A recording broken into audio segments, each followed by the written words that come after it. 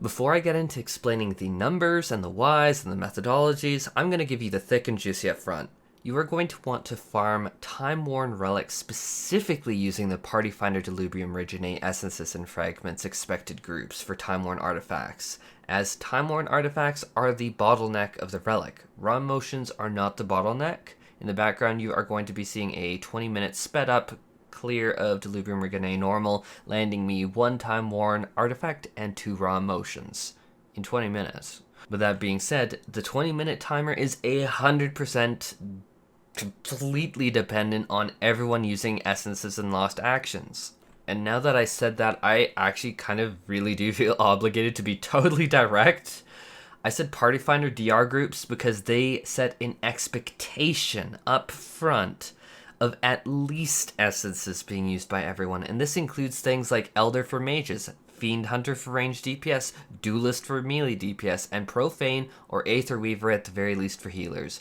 But usually the expectation is also for Lost Rend Armor, Lost Flare, Lost Dervish, and other accompanying fragment abilities to also be used on top of the essences. This is an expectation of these pre-made groups. And I'm just going to be super honest with everyone. Not everyone will want to hear this, but I feel the need to be honest. Nothing stands out more in these groups than the constantly dead person or someone without an essence next to their name. It stands out so much when you are the only person on the ground.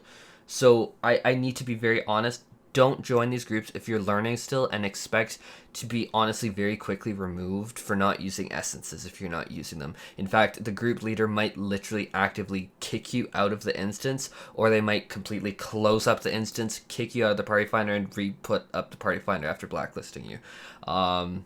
It might sound harsh, but this is a specifically pre-made group that has set a goal out from the very start of it. If you are joining this group, you know what is going on from the get-go. You know this is an expectation, and honestly, if you're joining a group that needs essences and states that from the get-go, then you're literally expecting people to carry you. Many of the people grinding this method have spent millions upon millions of gil on fragments to get their essences and lost actions. And so, just being upfront, it is super disrespectful and completely ruins the entire point of the Party Finder group. Thankfully, I haven't seen much of this, but if this becomes a meta, I do see group leaders actively becoming much more aggressive in removing players that don't do this. So, heads up on that. But this is by far the best method. Anyhow, with that unpleasantness out of the way, by this point I let the cat daddy and the cat boys out of the bag. Raw motions are actually not the bottle of the neck of this relic in any shape or fashion. You're given 3 raw emotions for 1 Dalaridia clear and 2 raw emotions for 1 Delubrium Reginate normal clear. In contrast, the only way to get Timeworn Artifacts is through Palace of the Dead grinding and through Delubrium Reginate normal. Delubrium Reginate normal gives you 1 Timeworn Artifact per clear. So I've grinded out Palace of the Dead for a while now with patch 5.55. I was really wanting to see, is there any stealth nerfs, buffs? What are we looking at for 5.55 for Palace of the Dead? I'm just going to be upfront. It has to compete with this 20-minute DR clear, and it doesn't. As I said at the start, it just doesn't compete. But I'll entertain it for the data and explain some parameters because I literally burned away days of my life collecting this data, so I want to share it at the very least to give people peace of mind that, yes, this is actually, unfortunately, the best method to do it. So baseline parameters that I went into my runs of Palace of the Dead included me, first of all, me being on White Mage. I might not be the best healer, but I know I am very sharp at being a healer and confident and capable on White Mage, and I DPS extremely heavily. White Mage also brings deep recovery tools like Benediction for traps, Holy for stun.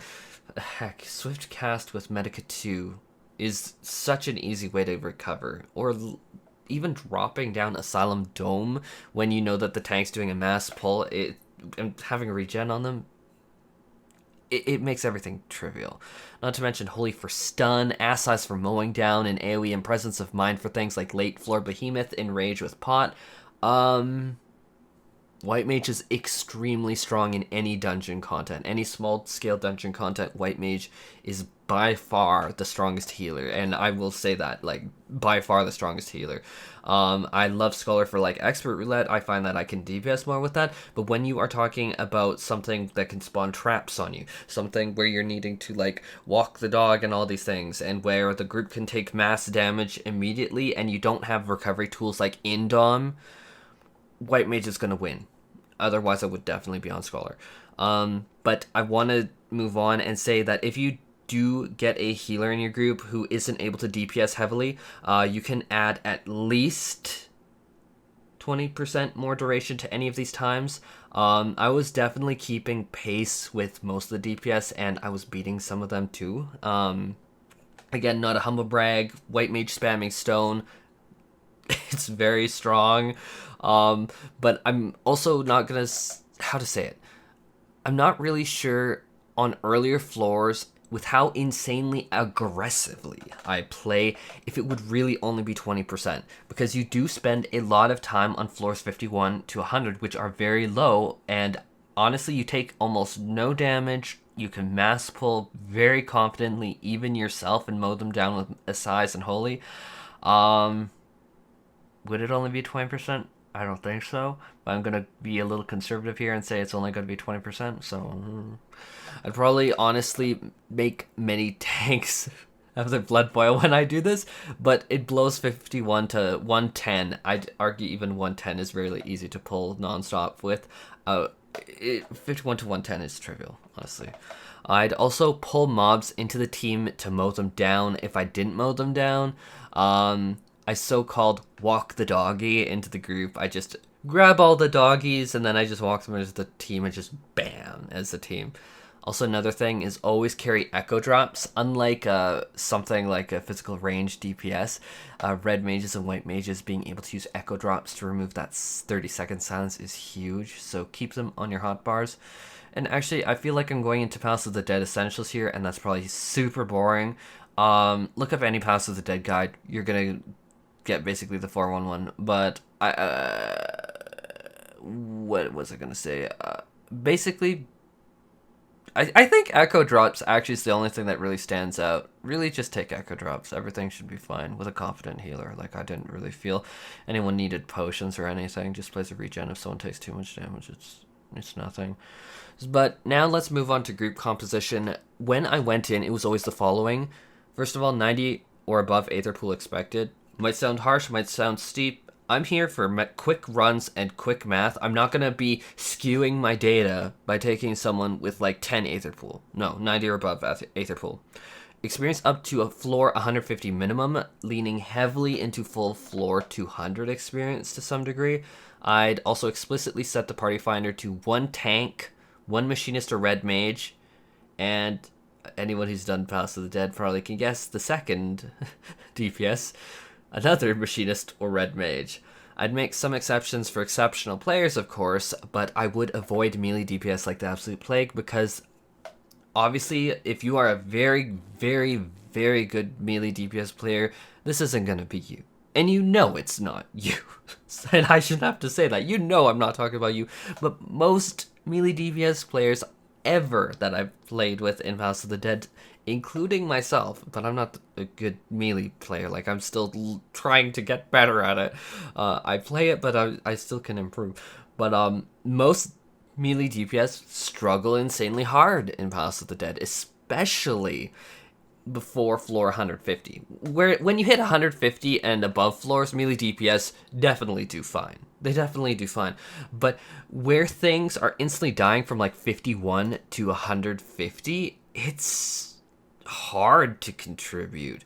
And as the data will show, 51 to like 100 even is a significant chunk of time, and 51 to even 140 is even more time. So that's a lot of time where you're not really optimized. So that is definitely my recommendations. So before I get into the data, I do also want to be really brutally honest with this. People that you find in Party Finder will be long-term committed to you, as these runs set a bare minimum expectation of 2 hours, but often 3 or sometimes more hours with that set group of people. To me at least, that is a pretty large slot of time that is held at the will of people. And I'm going to be honest, I've had very good experience, amazing experiences with that. Very, very good ones. But also very, very bad ones. It can be as simple as someone just doesn't know a mechanic and knocks the ad for floor 190 boss into the wall, which has seemed to be the bane of many parties that I've been with, which results in a brutal wipe that is extremely hard to recover from. Yes, even if you keep the party topped off, the tank might die, which has been common for me, or 2 DPS die, and then I have like the boss on me. It sucks. Or honestly, I'm just going to be frank, Palace of the Dead isn't very friendly to people who aren't on point with traps and mechanics, causing very easy wipes that people aren't aware. We're talking like floor 140 plus. Like, let's say that you have like 4 of the gargoyles on you with like the bleed effects on you, and then you run into like a trap as a tank, which normally is okay. But when you are not a super aware healer and you don't have something like Benediction to like recover from, well, as soon as you hit the traps, the bleeds are immediately going to tick and the tank's going to be like, pfft. So there's that. Now on the other end, I am going to be honest, and obviously I'm not naming names or anything, and this has definitely been my experience a few times now. Something along these lines is that I have been in a group that literally had someone demand an almost hour-long break. And when you're with these people with hours on end, at least for me personally, I'm the kind of person where I don't want to ruin someone else's run by saying, well, screw you, I'm gonna just re-queue. So I was kind of in there, and I'm like, me on my Relic grind, and also to get the data for this video, for this channel, wasn't thrilled, because I've actually sacrificed sleep for this, literally, and no, I know that's definitely something I actually am kind of ashamed of, but honestly, like, I'm trying to make this work, I'm trying to really deliver the content to you guys, so I have honestly sacrificed sleep for this, and so to see an hour of time turfed made me pretty sad. But in that same hour demanded was like, this person came back after almost an hour, and I literally sat there in like the Palace of the Dead like little loading area for like an hour, and then they got back, and then they said that they were leaving, and we were on floor 140, and from my data that takes an average about 2.5 hours explicitly in Palace of the Dead. And so we're not talking about like little smaller demanded breaks or buyout breaks or party finder times or whatever else. Like, it was probably closer to 3 hours total, and so poof. And so lesson learned, and warning has been learned for me to tell and pass on in this video. There's obviously other things, like sometimes people just are just like, oh, I just want to go and I'm bored of this, and it's like, well, dang, we were at the ones that actually have a good drop rate. Really? I hated that. Moving on though, let's talk about data. My data indicated that I'm expecting slightly less than 2 per hour invested, which yes, RNG could potentially bless you with 10 Timeworn Artifacts in a row between floor 51 to 150. Absolutely! Theoretically. And then, honestly, it seems to be like a guaranteed one for each floor past 150 to 200. But fact is, my experience has been anything but that. Take one of my data points where I literally got a single Timeworn Artifact from between 51 to wiping on almost floor 130. Only one single Timeworn Artifact that entire time. That felt bad, super bad, and that resulted in an average of less than 1 Timeworn Artifact per hour invested. Yeah, sucked. But I want to reiterate, I am also a very, very aggressive player on healer, and if you have a healer that wants to simply not be this aggressive, you can add 20% more duration to this all. I know I said this before, but I need to reiterate, like, my times are very different than what you're gonna get in a lot of cases. Add even more time, though, if you have a melee DPS versus a ranged physical or red mage. Add even more time if you have Aether Pool lower than 190 on someone in the group. Add yet again even more time if people aren't familiar with mechanics and cause wipes or die excessively. Even if you recover, if there's a lot of deaths, weakness is a constant debuff, and it's like, I don't want this on my party member for like minute or whatever. Like, it does add up, and it factors into making the run longer. And add even more if people demand hour-long breaks and hold your particular Palace of the Dead slave slot. Like, there, it sucks. Now, maybe all of that sounds elitist, which is really not what I'm trying to peddle here. I don't like elitism, but what I'm talking about here is we are potentially needing to grind out 17 weapons multiplied by 15 time-worn artifacts per weapon is 255 time-worn artifacts. Every efficiency needs to be taken into account at this point. And even then, even with all these efficiencies, Palace of the Dead just falls flat against Delubrum Reginae. Some rough data that has been stated by other members of the community as well is that the time-worn artifact drop rate seems to be roughly 1 in 3 runs from floor 150, from 51 to 100, or like 33%, which is not great. And floor 100 to 150 is apparently a 50% drop rate. I can tell you that's sure not what I got. I got significantly less, to be blunt, but okay. And floor 150 to 200 is a 100% drop rate. Now, 100% drop rate sounds incredible until you consider that these floors take dramatically longer to get through and require you to be very focused at all times through this run. Again, you're going to need to slow pull.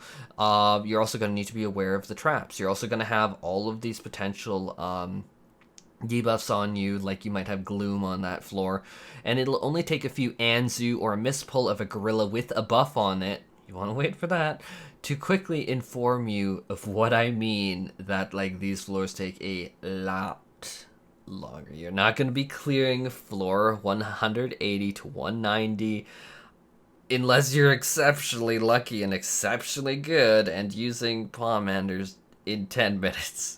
You're not going to be doing that. Now, before I get into this, I want to say, I obviously don't know. I don't know flashing red lights. Cannot confirm this. I do not have a crystal ball. I don't want people to assume that this will happen, so I need to disclaimer that much because I have been like read for potential speculation in the past.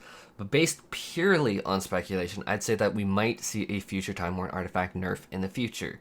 Speculation. Speculation. I need to hammer that home. Speculation, I don't know. So what we might see is Palace of the Dead drop rates change, which is exactly why I even bothered to grind like this in patch 5.55. Honestly, I never even considered doing it after other people looked into the drop rates earlier, and I did some looking into myself, and I'm like, yeah, I'm not going to do this. But I want to see like if it was still the case, or if there was some unmentioned stealth nerfs or buffs or something weird. If Time-Worn artifact drop rate for Palace of the Dead floor, say 51 to 60, is ever raised to even 50%, I'd say with a solid pre-made group that this would compete heavily with Delubrum Reginae. But remember, Delubrum Reginae gives 2 raw emotions as well, and you're not going to get that from Palace of the Dead. So 2 raw emotions and 1 Time-Worn artifact at a rate of roughly 3 per hour of grind invested is the superior method at this point of time, in my experience, by a significant margin. And I'm going to be honest, when you get a few runs of DR in, it gets very easy to zone out and just go through the grind and the motions. I'm just going to say again, don't shirk your responsibility to the group and make sure you bring essences, at the very least essences, but also lost actions are pretty incredibly helpful and expected in a lot of cases, but at least essences. Anyhow, I hope that this helps everyone out with the method I recommend, and this might not be the most absolute earth-shattering news, but as someone who had to grind more Time-Worn artifacts out, still, it was good for me at least to have peace of mind that yes, this is still the best method for me to go about getting them. And so yeah, take care and happy relic farming.